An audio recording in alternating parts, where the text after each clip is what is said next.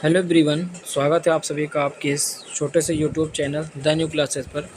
Friends, आज की इस वीडियो में हम देखेंगे divisional talent search examination 2026 junior group और मिडिल ग्रुप के कुछ साइंस के प्रीवियस ईयर क्वेश्चंस और एक्सपेक्टेड क्वेश्चंस, ठीक है, जो कि आपके इस एग्ज़ाम के लिए काफ़ी इंपॉर्टेंट हो सकते हैं। तो ये प्रैक्टिस क्वेश्चंस हैं, ना कि एकदम एग्जैक्ट आने वाले क्वेश्चंस है, याद रखिएगा। तो ये मैं प्रैक्टिस करवा रहा हूँ, तो आप लोग प्रैक्टिस करते रहिएगा और अपने क्वेश्चन को पढ़ते रहिएगा। तो जो लोग अभी तक चैनल को सब्सक्राइब नहीं किए हैं, ठीक है, वो जो चैनल को क्या करेंगे, सब्सक्राइब कर लेंगे, क्योंकि बहुत सारी वीडियोज़ मैंने अपलोड कर दी है डिटेल्स से। प्रैक्टिस करना चाहते हैं तो चैनल पर क्लिक कीजिएगा, बहुत सारा प्लेलिस्ट आपको खुलेगा, वहाँ पे आप जगह करके देख सकते हो। और इस वीडियो पे कम से कम आप थोड़ा लाइक कर दीजिए, ठीक है, अपना एक्सप्रेशन दिखाइए भाई थोड़ा सा, जिससे मेरा मोटिवेशन बना रहे और वीडियोज़ लाने के लिए मैं एक्साइटेड रहूँ हमेशा, ठीक है। तो ये जूनियर ग्रुप और मिडिल ग्रुप के लिए काफ़ी इंपॉर्टेंट है, मतलब ज़्यादातर तो मिडिल के लिए इंपॉर्टेंट है, जूनियर के लिए भी बन सकता है इसमें से क्वेश्चन, ठीक है। तो दोनों के लिए इंपॉर्टेंट है, देख सकते हो। देखिए, सबसे पहला जो क्वेश्चन है आपका, समतल दर्पण के द्वारा बना प्रतिबिंब होता है, ठीक है। समतल दर्पण के द्वारा जो प्रतिबिंब बना होता है कैसा होता है? तो इसका राइट आंसर होगा ऑप्शन नंबर बी, यानी कि जो है काल्पनिक होता है, ये प्रतिबिंब बनता है, ठीक है, काल्पनिक प्रतिबिंब बनता है। नेक्स्ट क्वेश्चन है आपका, सूर्योदय और सूर्यास्त के समय सूर्य का आकार कैसा दिखाई देता है, ये आपको बताना है, ठीक है। वहाँ पे गोल लिख दिया है, लेकिन ये पूछ रखा है क्वेश्चन में कि सूर्योदय और सूर्यास्त के समय सूर्य का आकार दिखता है, ठीक है। तो कैसा दिखता है? पहला ऑप्शन है गोलाकार, दूसरा है घनाकार, तीसरा अंडाकार, चौथा है आपका चपटाकार, यानी कि चपटा। तो राइट आंसर क्या होगा? ऑप्शन नंबर डी जो है आपका, ये सही होगा, यानी कि जब सूर्योदय होता है और सूर्यास्त होता है तो ये चपटा दिखाई देता है, ठीक है, याद रखिएगा, बहुत ही इंपॉर्टेंट क्वेश्चन है। नेक्स्ट क्वेश्चन है आपके सामने, आँख में प्रवेश करने वाली प्रकाश की मात्रा को नियंत्रित करता है। आँख में जो है प्रकाश आपके अंदर जाता है तो उसकी मात्रा को नियंत्रित कौन करता है? तो आंसर क्या होगा? ऑप्शन नंबर जो है आपका पुतली जो है, ठीक है, ये ऑप्शन नंबर बी जो है आपका पुतली, ये आपको राइट आंसर होगा, ठीक है। पुतली जो है ये आपकी प्रकाश की मात्रा को नियंत्रित करता है। नेक्स्ट क्वेश्चन है आपका, प्रकाश के परावर्तन के नियम के अनुसार, ठीक है, प्रकाश के परावर्तन के दो नियम होते हैं, ठीक है, अपवर्तन और परावर्तन के दो ही नियम होते हैं, आप लोगों ने क्लास 8 में पढ़ा है, ठीक है। तो देखिए, सबसे पहले क्या होता है, इसमें ऑप्शन देख लेते हैं कौन सा ऑप्शन आपका सही होगा। तो राइट आंसर इसमें से क्या होगा? ऑप्शन नंबर बी से होगा, क्योंकि जो आपतन कोण है, ठीक है, आपतन कोण परावर्तन कोण के बराबर होता है। जैसे कि ये है आपका, ठीक है, तो ये आपतित किरण है और यहाँ से क्या आपकी जाती है? परावर्तित किरण जाती है, ठीक है, ये आपका मिरर होता है। तो ऐसे करके जो आपका होता है, तो ये आपतित कोण होती है और इसका आपतन कोण और परावर्तन कोण क्या होता है? समान होता है। इसका और इसका कोण ये होता है समान होता है, इसके बीच में अभिलंब होता है, सॉरी, ठीक है। तो ये जो होता है बराबर होता है, यही परावर्तन का नियम कहलाता है। अगला क्वेश्चन है आपके सामने कि उत्तल लेंस की क्षमता क्या होती है? उत्तल लेंस की क्षमता क्या होती है? ऋणात्मक होती है, धनात्मक होती है, शून्य होती है या अन्य कोई और होती है, ठीक है। तो राइट आंसर क्या होगा? ऑप्शन नंबर जो बी है आपका, धनात्मक है, ठीक है, ऑप्शन नंबर बी करेक्ट होगा, धनात्मक होती है उत्तल लेंस की क्षमता। नेक्स्ट क्वेश्चन है, लेंस की क्षमता का एसआई मात्रक क्या है? जो भी लेंस है उसकी क्षमता का एसआई मात्रक है, किसमें मापा जाता है? तो आंसर क्या होगा? ऑप्शन नंबर सी करेक्ट होगा, यानी कि जो डायोप्टर है इसका राइट आंसर होगा, ठीक है। अगला क्वेश्चन है आपका, सोलर कुकर में प्रयोग किए जाते हैं, जो सोलर कुकर होते हैं उसमें क्या क्या प्रयोग किया जाता है? कौन सा दर्पण यूज किया जाता है? तो पहला ऑप्शन है आपका अवतल, दूसरा उत्तल, तीसरा समतल, चौथा आपका है इसमें से कोई नहीं। तो राइट आंसर क्या होगा? ऑप्शन नंबर जो ये है आपका अवतल दर्पण, ये आपका राइट आंसर होगा, ठीक है, अवतल दर्पण उसमें यूज किया जाता है। नेक्स्ट क्वेश्चन है आपका, हीरा का अपवर्तनांक क्या है? ये देखिए, बहुत ही इंपॉर्टेंट क्वेश्चन है, याद रखिएगा। अपवर्तनांक से एक क्वेश्चन आप आ सकता है, चाहे मिडिल ग्रुप में, ठीक है, चाहे जूनियर ग्रुप और सीनियर ग्रुप में भी आया हुआ है। तो याद रखिएगा, ये जूनियर ग्रुप और मिडिल के लिए बहुत ही इंपॉर्टेंट है। तो हीरा का जो अपवर्तनांक होता है, ऑप्शन नंबर डी से हो जाएगा 2.42, ठीक है, ये 2.42 जो है आपका, ये हीरा का अपवर्तनांक होता है, ठीक है। नेक्स्ट क्वेश्चन है आपका, सामान्य मनुष्य नेत्र का दूर बिंदु होता है, यानी कि जो सामान्य मनुष्य है उस नेत्र का दूर बिंदु कितना होता है? तो जो दूर बिंदु होता है वो अनंत होता है, ठीक है, और निकटतम अगर बात करें तो निकटतम जो होता है 25 सेंटीमीटर होता है, याद रखना, निकट के लिए 25 सेंटीमीटर है आपका, और जो अधिकतम है वो अनंत है, ठीक है, याद रखना। अगला क्वेश्चन है आपका किलोवाट घंटा मात्रक किसका है। जो किलोवाट घंटा मात्रक है यह किसका मात्रक है, ठीक है। तो राइट आंसर क्या होगा, ऑप्शन नंबर जो है आपका बी ऊर्जा है, ठीक है। ऊर्जा जो है इसका राइट आंसर होगा। नेक्स्ट क्वेश्चन है आपका विद्युत बल्ब का फिलामेंट कैसे किसका बना होता है। तो ये बहुत ही इंपॉर्टेंट क्वेश्चन है, ठीक है। बार बार ये क्वेश्चन आ रहा है तो याद रखिएगा। विद्युत बल्ब का फिलामेंट जो है टंगस्टन का बना होता है, ऑप्शन नंबर सी करेक्ट होगा। और टंगस्टन का जो है प्रतीक भी पूछ लेता है, ठीक है। प्रतीक यानी कि साइन क्या होता है प्रतीक का, मतलब टंगस्टन का, तो टंगस्टन का जो साइन होता है डब्लू होता है, ठीक है। नेक्स्ट क्वेश्चन है आपका प्रतिरोधकता का मात्रक क्या है। प्रतिरोधकता का मात्रक क्या है तो ये आपको बताना है, ठीक है। तो प्रतिरोधकता का मात्रक जो है ओम मीटर है, ठीक है। ओम इंटू मीटर, ये पहला ऑप्शन आपका सही होगा, ठीक है। इसमें जो देखिए प्रति लगा है लेकिन ये आपका गलत है, थोड़ा सा ध्यान दीजिएगा। जो पहला ऑप्शन है ये करेक्ट होगा, ओम मीटर है, ठीक है। अगला क्वेश्चन है आपका निकट दृष्टि दोष वाला व्यक्ति के चश्मे में लगा होता है। जो निकट दृष्टि दोष वाला व्यक्ति होता है उसके चश्मे में कौन सा लेंस यूज किया जाता है, कौन सा लेंस प्रयोग किया जाता है। तो पहला ऑप्शन है आपका उत्तल लेंस, दूसरा आपका अवतल लेंस, तीसरा आपका द्विफोकस लेंस और चौथा ऑप्शन क्या है बेलनाकार लेंस, ठीक है। तो राइट आंसर क्या होगा, ऑप्शन नंबर जो है आपका ये, यानी कि उत्तल लेंस यूज किया जाता है, ठीक है। ऑप्शन नंबर ये एकदम करेक्ट होगा। ये देखिए आपका जो है मिडिल ग्रुप के लिए काफ़ी इंपॉर्टेंट क्वेश्चन है, बहुत ही इंपॉर्टेंट है, याद रखिएगा। नेक्स्ट क्वेश्चन है आपका कि मानव नेत्र में होता है, जो मानव नेत्र है उसमें कौन सा लेंस यूज होता है, मतलब लगा होता है, पाया जाता है। तो आपका आंसर क्या होगा, ऑप्शन नंबर जो है सी सही हो जाएगा, उत्तल लेंस, ठीक है। मानव नेत्र क्या होता है, वो उत्तल लेंस होता है, ठीक है। एक कॉर्नर पे क्या होता है, बहुत सारे प्रकाश को ऑब्जर्व करता है, ठीक है। अगला क्वेश्चन है उदय और अस्त होते समय सूर्य दिखाई देता है। जब सूर्योदय होता है और सूर्य अस्त होता है तो उस टाइम सूर्य जो है कैसा दिखाई देता है। तो आंसर क्या होगा, ऑप्शन नंबर जो है आपका ये है लाल, ठीक है। ये सभी को पता है, बहुत ही इजी क्वेश्चन है। जब सूर्य उदय होता है और सूर्य अस्त होता है तो कैसा दिखाई देता है, लाल दिखाई देता है। अगला क्वेश्चन है वास्तविक सूर्यास्त और आभासी सूर्यास्त के बीच लगभग कितने समय का अंतराल होता है। देखिए बहुत ही इंपॉर्टेंट क्वेश्चन है, मोस्ट इंपॉर्टेंट क्वेश्चन है, याद रखिएगा। तो ये जो है वास्तविक सूर्यास्त और आभासी सूर्यास्त के बीच लगभग कितना समय होता है। तो इसका आंसर क्या होगा, ऑप्शन नंबर जो है पहला है 2 मिनट, ठीक है। ये एकदम 100% राइट होगा, ठीक है। 2 मिनट आपका राइट आंसर है। नेक्स्ट क्वेश्चन है आपका इंद्रधनुष किस प्रकार का स्पेक्ट्रम है। जैसे जो आप बारिश के बाद देखते हो तो जो ऐसा टाइप का बनता है, मतलब उसमें कई सारे रंग होते हैं। तो इंद्रधनुष का जो स्पेक्ट्रम बनता है ये कैसा होता है, ठीक है। तो राइट आंसर क्या होगा, ये ऑटोमेटिक बनता है, यानी कि ये जो है प्राकृतिक स्पेक्ट्रम बनता है, ठीक है। ऑप्शन नंबर ये करेक्ट होगा, प्राकृतिक स्पेक्ट्रम बनता है। अगला क्वेश्चन क्या होगा, चुंबकीय क्षेत्र का मात्रक क्या होता है। चुंबकीय क्षेत्र का मात्रक क्या होता है ये आपको बताना है, ठीक है। तो चुंबकीय क्षेत्र का मात्रक जो है आपका ऑप्शन नंबर बी करेक्ट होगा, टेस्ला होता है। बहुत ही बार ये शायद आपका सीनियर ग्रुप में भी पूछा गया है, ठीक है। तो ये सीनियर ग्रुप के लिए इंपॉर्टेंट है और मिडिल ग्रुप के लिए भी इंपॉर्टेंट है। कोई ज़रूरी नहीं कि आपका के ग्रुप में आ जाए। तो ये जो है इंपॉर्टेंट है, आपका मात्रक से रिलेटेड आपका क्वेश्चन बन सकता है। अगला क्वेश्चन है विद्युत चुंबकीय प्रेरण की खोज किसने की थी। विद्युत चुंबकीय प्रेरण की खोज हाई स्कूल में आपका लिखा हुआ है, क्वेश्चन है, एनसीईआरटी से लिया गया है, ठीक है। तो ये क्या होगा, ऑप्शन नंबर जो ये है आपका, ये आपका राइट होगा, ठीक है। ऑप्शन नंबर क्या सही राइट होगा, इसमें जो है आपका मैक्सवेल ने, फ्लेमिंग ने, फैराडे ने, एम्पियर ने। तो इसका राइट आंसर क्या होगा, फैराडे ने, ठीक है। ऑप्शन नंबर सी जो है करेक्ट होगा, फैराडे ने किया था। अगला क्वेश्चन है ऊर्जा के सभी रूप में अंततः स्रोत किसे माना जाता है। ऊर्जा का आखिरी स्रोत किसे माना जाता है। तो राइट आंसर क्या होगा, आपका सूर्य होगा, ठीक है। यानी कि ऊर्जा का सबसे बड़ा जो है ये इसी को माना जाता है, सूर्य को, ठीक है। अगला क्वेश्चन है इनमें से कौन नवीकरणीय ऊर्जा है। नवीकरणीय और अनवीकरणीय ऊर्जा आप लोग पढ़ के जाइएगा, ठीक है। मैं टॉपिक बता दे रहा हूँ, बस यहाँ पे क्वेश्चन आया है तो याद रखिएगा, ठीक है। नवीकरणीय स्रोत और अनवीकरणीय, ठीक है। तो राइट आंसर क्या होगा, इसका ऑप्शन नंबर जो है आपका बी है, सौर ऊर्जा।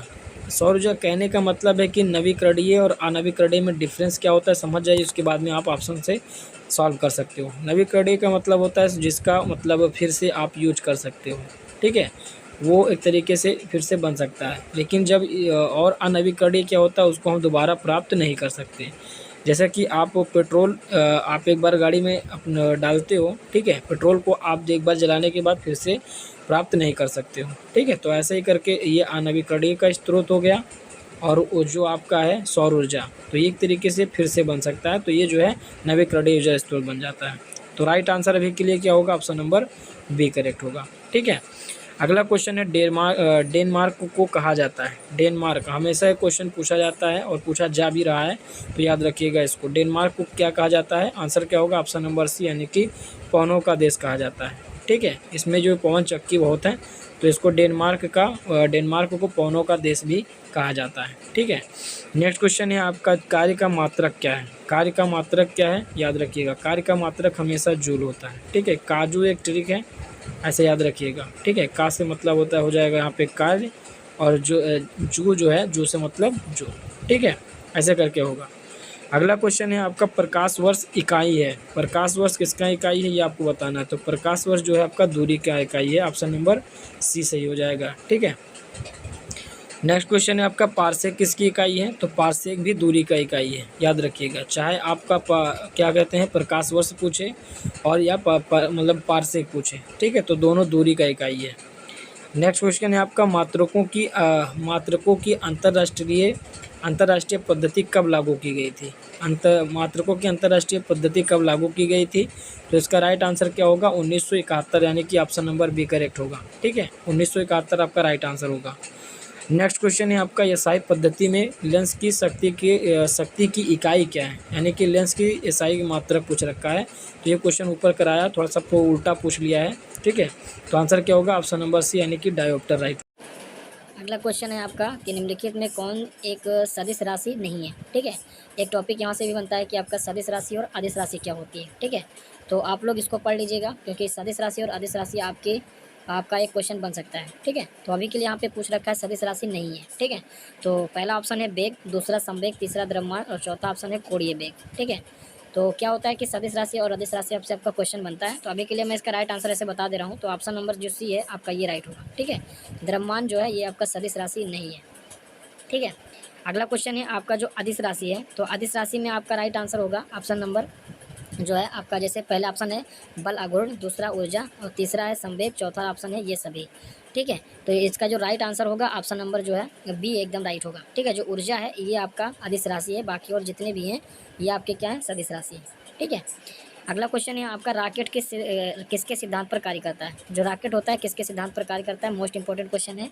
तो पहला ऊर्जा संरक्षण नियम पर, सिद्धांत पर, और दूसरा बर्नौली प्रमेय के सिद्धांत पर, तीसरा है संवेग संरक्षण, चौथा आपका इनमें से कोई नहीं, ठीक है।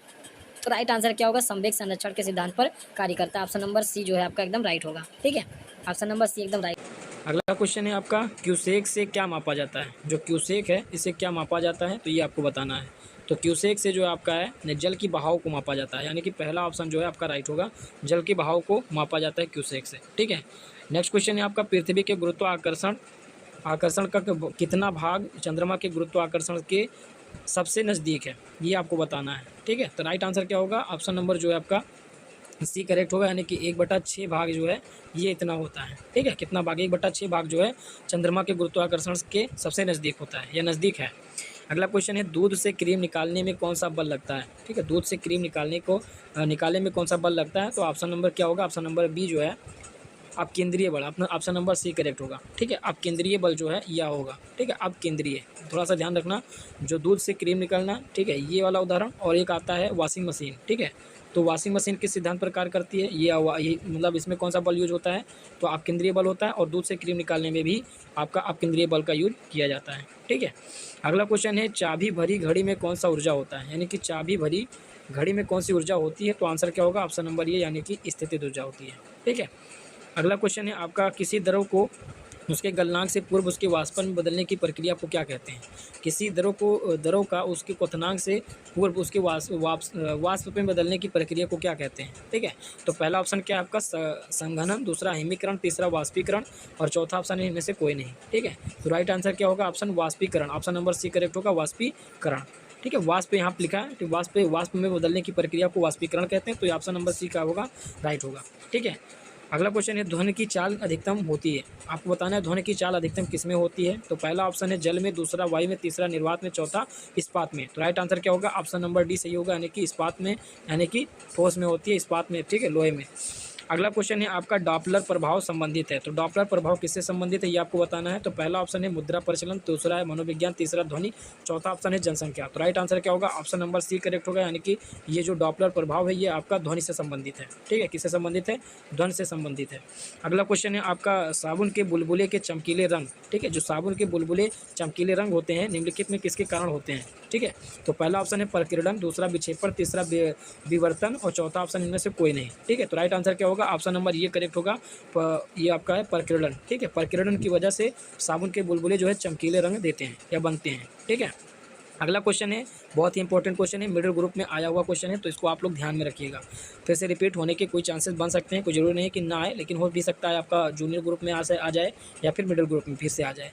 तो जल में वायु का बुलबुला किसकी भांति व्यवहार करता है, ठीक है, जल में जो वायु का बुलबुला बनता है वह किसकी भांति कार्य करता है। तो इसका राइट आंसर क्या होगा, ऑप्शन नंबर बी जो सी है, अवतल लेंस की तरीके से काम करता है, ठीक है, सॉरी अवतल दर्पण, जो ऑप्शन नंबर डी है, यानी कि ऑप्शन नंबर डी जो आपका राइट होगा, यानी कि अवतल दर्पण की भांति कार्य करता है। हमने समझा कि दर्पण लिखा है, ठीक है, तो ऑप्शन नंबर डी राइट होगा, अवतल दर्पण की भांति कार्य करता है।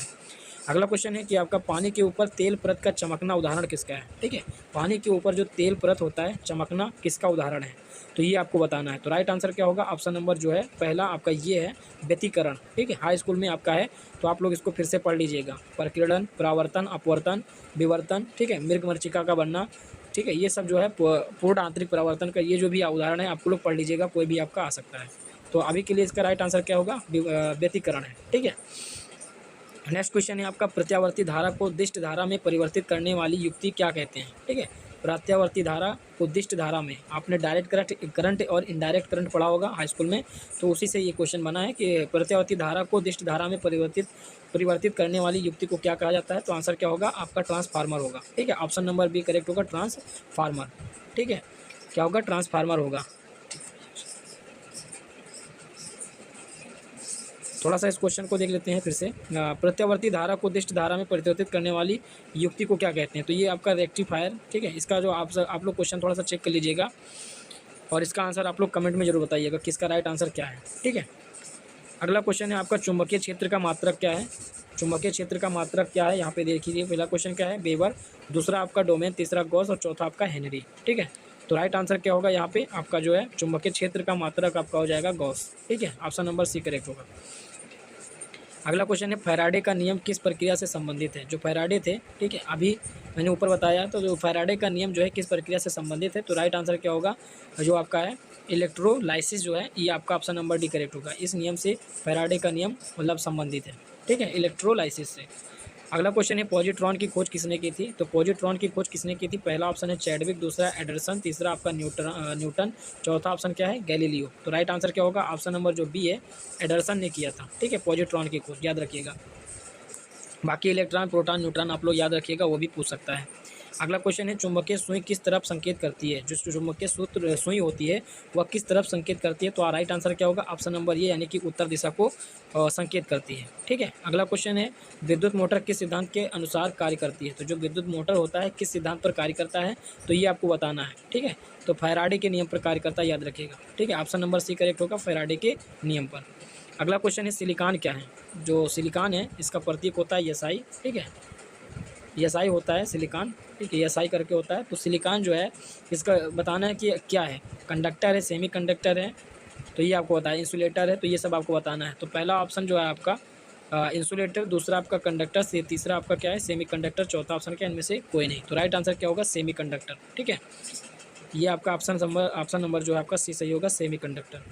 अगला क्वेश्चन है आपका माइक्रोफोन का आविष्कार किसने किया, किसे माना जाता है, माइक्रोफोन का आविष्कारक किसे माना जाता है, तो ये आपको बताना है। तो माइक्रोफोन का आविष्कारक जो है ग्राहम बेल को माना जाता है, यानी कि ऑप्शन नंबर सी करेक्ट होगा, ठीक है। अगला क्वेश्चन है आपके सामने आपका कि यदि किसी वस्तु का वेग 2 गुना कर दिया जाए, ठीक है, किसी वस्तु का वेग जो है वो क्या कर दिया जाए, 2 गुना कर दिया जाए, तो इसमें से पहले बताना है संवेग 2 गुना हो जाता है, दूसरा ऑप्शन है गति ऊर्जा 4 गुनी हो जाती है और उपयुक्त दोनों, चौथा ऑप्शन है इनमें से कोई नहीं, ठीक है। तो राइट आंसर क्या होगा, जो है आपका संवेग दोगुना भी हो जाएगा और जो गतिज ऊर्जा है 4 गुनी हो जाएगी। तो राइट आंसर क्या होगा? ऑप्शन नंबर सी करेक्ट होगा, उपयुक्त दोनों। अगला क्वेश्चन है न्यूटन का गति का प्रथम नियम क्या कहलाता है? न्यूटन का जो गति का प्रथम नियम है क्या कहलाता है? तो ये आपको बताना है, ठीक है। तो न्यूटन का जो गति का प्रथम नियम है जड़त्व का नियम कहलाता है। ये आपको सभी को पता होगा, inertia, the rule of inertia, यानी कि ऑप्शन नंबर सी करेक्ट होगा, जड़त्व का नियम, ठीक है। नेक्स्ट क्वेश्चन है आपका, वॉशिंग मशीन किस सिद्धांत पर कार्य करता है? देखिए अभी मैंने इसको बताया था कि वॉशिंग मशीन है और दूध से क्रीम निकालना, तो ये किस सिद्धांत पर कार्य करता है? तो आप केंद्र सिद्धांत पर कार्य करता है, ऑप्शन नंबर सी करेक्ट होगा, ठीक है। अगला क्वेश्चन है आपका, वस्तु को गर्म करने पर उसके अणुओं जो है, अणु जो होते हैं, अणुओं की चाल क्या होती है? बढ़ जाती है। दूसरा ऑप्शन है चाल भार घट जाएगा और दूसरा ऑप्शन है का भार बढ़ जाएगा कि ऊर्जा कम हो जाएगी। तो ये आपको बताना है। तो इसका राइट आंसर क्या होगा? जो चाल है वो बढ़ जाएगी, यानी कि पहला ऑप्शन करेक्ट होगा। अणुओं की जो चाल है वो बढ़ जाती है। जब किसी चीज़ को गर्म करते हो तो क्या होती है? अणुओं की चाल उसमें बढ़ जाती है, ठीक है। अगला क्वेश्चन है आपका, आकाश का रंग नीला प्रतीत होता है। तो ये आपको बताना है, आकाश का रंग नीला क्यों दिखाई देता है, ये आपको बताना है। पहला ऑप्शन है विवर्तन के कारण, दूसरा प्रकीर्णन, तीसरा परावर्तन, चौथा अपवर्तन के कारण, ठीक है। तो राइट आंसर क्या होगा? ऑप्शन नंबर जो है प्रकीर्णन के कारण होता है, ठीक है। हाई स्कूल से रिलेटेड बेसिक क्वेश्चन है, ऑप्शन नंबर बी करेक्ट होगा। प्रकाश के प्रकीर्णन के कारण आपका आकाश का रंग जो है नीला दिखाई देता है। अगला क्वेश्चन है, इंद्रधनुष में कितने रंग दिखता है, यानी कि दिखाता है? जो इंद्रधनुष होता है कितने रंग में होता है? तो ये सबको पता है, 7 रंग होते हैं इंद्रधनुष में, पहला ऑप्शन करेक्ट होगा। अगला क्वेश्चन है, मृग तृष्णा बनने का कारण, ठीक है। जो भी मैंने पहले ही बात किया था, मृग मरीचिका, तो ये उसी चीज़ का है, तृष्णा करके, ठीक है। तो मृग मरीचिका का बनना जो है पूर्ण आंतरिक परावर्तन होता है, पहला ये ऑप्शन आपका राइट होगा, ठीक है। अगला क्वेश्चन है आपका, चुंबकीय फ्लक्स का मात्रक क्या है? अभी मैंने इसको पढ़ा था कुछ देर पहले, चुंबकीय फ्लक्स का मात्रक क्या है? तो इसका राइट आंसर क्या होगा? वेबर हो जाएगा, ठीक है। पहला ऑप्शन ही करेक्ट होगा। अगला क्वेश्चन है, परमाणु बम का विकास किसने किया था? ठीक है, परमाणु बम जो है एक होता है बम, ठीक है, अणु बम, ठीक है, तो ये अलग है, ये परमाणु बम है। तो परमाणु बम का आविष्कार किसने किया था? तो ये आपको बताना है। तो ये है आपका जो है रॉबर्ट ऑपोहिनर ने, ठीक है, हीमर ने, ऑप्शन नंबर बी करेक्ट होगा, जे रॉबर्ट ऑपोहिनर ने। अगला क्वेश्चन है आपका, हाइड्रोजन बम का विकास किसने किया था? तो ये किसने विकसित किया था? तो ये आपको बताना है। तो आपका जो एडवर्ड टेलर है, ऑप्शन नंबर बी करेक्ट होगा, एडवर्ड टेलर ने किया था। अगला क्वेश्चन है आपका, नाभिकीय रिएक्टर में इनमें से कौन सा ईंधन काम आता है? तो नाभिकीय रिएक्टर में कौन सा ईंधन काम आता है? पहला ऑप्शन यूरेनियम, दूसरा कोयला, तीसरा आपका डीजल, चौथा ऑप्शन है रेडियम। तो राइट आंसर क्या होगा? पहला ऑप्शन जो है राइट होगा, यानी कि यूरेनियम जो है ये राइट होगा, ठीक है। नेक्स्ट क्वेश्चन है आपका, निम्नलिखित में कौन सी ग्रीन हाउस गैस है? ये आपको बताना है। तो ग्रीन हाउस गैस से भी रिलेटेड आपका क्वेश्चन आता है, पढ़ लीजिएगा। अभी के लिए मैं यहाँ पे बता दे रहा हूँ, ठीक है। तो कौन सी ग्रीन हाउस गैस है ये आपको बताना है। तो ऑप्शन नंबर जो डी है, यानी कि कार्बन डाइऑक्साइड, ठीक है, जिसको हम कहते हैं CO2। तो ये जो है आपका ग्रीन हाउस गैस में आता है, ठीक है, यानी कि आती है। अगला क्वेश्चन है, हीलियम गैस को गुब्बारे में क्यों भरा जाता है? जो हीलियम गैस होती है उसको गुब्बारे में क्यों भरा जाता है? तो इसका राइट आंसर होगा ऑप्शन नंबर ये, यानी कि वह वायु से ही हल्की होती है, ठीक है। अगला क्वेश्चन है आपका, ज्यामिति का जनक किसे कहा जाता है? तो ज्यामिति का जनक किसे कहा जाता है? पहला ऑप्शन है यूक्लिड, दूसरा पाइथागोरस, तीसरा केपलर, चौथा अरस्तु। तो राइट आंसर होगा आपका ये जो है आपका यूक्लिड, ठीक है। ये राइट आंसर क्या होगा? यूक्लिड को ज्यामिति का जनक कहा जाता है। बहुत ही इंपॉर्टेंट क्वेश्चन है। अगला क्वेश्चन है, सौर प्रणाली की खोज किसने की थी? सौर प्रणाली की जो है आपका केपलर ने किया था, ऑप्शन नंबर सी करेक्ट होगा, ठीक है। केपलर ने सौर प्रणाली की खोज किया था। केपलर सौर प्रणाली की खोज, एक सेकंड, अपना इसको कॉपरनिकस कर लीजिएगा, ठीक है। इस क्वेश्चन को थोड़ा सा चेक कर लीजिएगा कि सौर प्रणाली की खोज किसने की थी। तो जो कॉपरनिकस लग रहा है यहाँ पे ऑप्शन, ठीक है, तो कॉपरनिकस का राइट आंसर होगा मे बी, बट आप लोग इसको चेक कर लीजिएगा, ठीक है। अगला क्वेश्चन है आपका, सूखी बर्फ क्या है? जो सूखी बर्फ है, ठीक है, ड्राई आइस जिसको कहते हैं, तो जो सूखी बर्फ है इसको हम कहते हैं ठोस कार्बन डाइऑक्साइड को, ठीक है, ठोस कार्बन डाइऑक्साइड को कहा जाता है। अगला क्वेश्चन है, एस चंद्रशेखर का नाम निम्नलिखित में किस क्षेत्र के साथ जुड़ा हुआ है? तो एस चंद्रशेखर का नाम जो है किस क्षेत्र से जुड़ा हुआ है ये आपको बताना है। तो ये जो है ऑप्शन नंबर सी करेक्ट होगा, खगोल भौतिकी है ये, ठीक है, खगोल भौतिकी है ये, इनका जो क्षेत्र है खगोल भौतिकी से है। अगला क्वेश्चन है, खगोल भौतिकी के लिए भारत में जन्मे किस वैज्ञानिक को नोबेल पुरस्कार प्रदान किया गया है? तो इसका भी मैंने ऊपर ही देखिए, यहाँ पे थोड़ा सा पढ़ लीजिएगा। खगोल भौतिकी और वैज्ञानिक का नाम है एस चंद्रशेखर, ठीक है, तो वही यहाँ पे राइट आंसर होगा, प्रोफेसर चंद्रशेखर को ही नोबेल पुरस्कार दिया गया था, ठीक है, बी ऑप्शन करेक्ट होगा। अगला क्वेश्चन है, उत्तरी ध्रुव की खोज किसने की थी? ये आपको बताना है।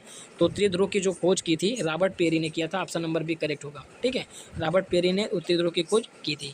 अगला क्वेश्चन है, एक्स किरणों की खोज किसने की थी? तो ये क्वेश्चन प्रीवियस ईयर क्वेश्चन है, बहुत इंपॉर्टेंट है, ठीक है, याद रखिएगा। तो एक्स किरणों की खोज जो है पहला ऑप्शन है रॉन्टजन ने किया था, बहुत ही इंपॉर्टेंट क्वेश्चन है, ठीक है, रॉन्टजन ने एक्स किरणों की खोज की थी। नेक्स्ट क्वेश्चन है आपका, सौर बैटरियों में प्रयुक्त होने वाला पदार्थ कौन सा है? सौर सेल होती हैं, उन बैटरियों में प्रयुक्त होने वाला कौन सा पदार्थ है? तो राइट आंसर होगा ऑप्शन नंबर बी, यानी कि सिलिकॉन। और याद रखना, सिलिकॉन सिटी के नाम से किसे जाना जाता है? ठीक है, सिलिकॉन सिटी जो है आपका बेंगलुरु को कहा जाता है। ठीक है, ये आपका उपनाम भी आ सकता है, तो वो उसका राइट आंसर क्या होगा? बेंगलुरु को।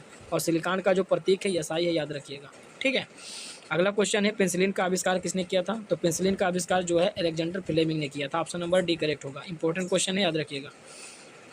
अगला क्वेश्चन है आपका, 2003 में छोड़े गए भारत के मौसम अनुसंधान यानी कि उपग्रह जो है मैटसेट को क्या नाम दिया गया है? ठीक है, मैटसेट को क्या नाम दिया गया है? तो आंसर क्या होगा? कल्पना 1। ठीक है, कल्पना 1 जो है इसका राइट आंसर होगा, ऑप्शन नंबर ये।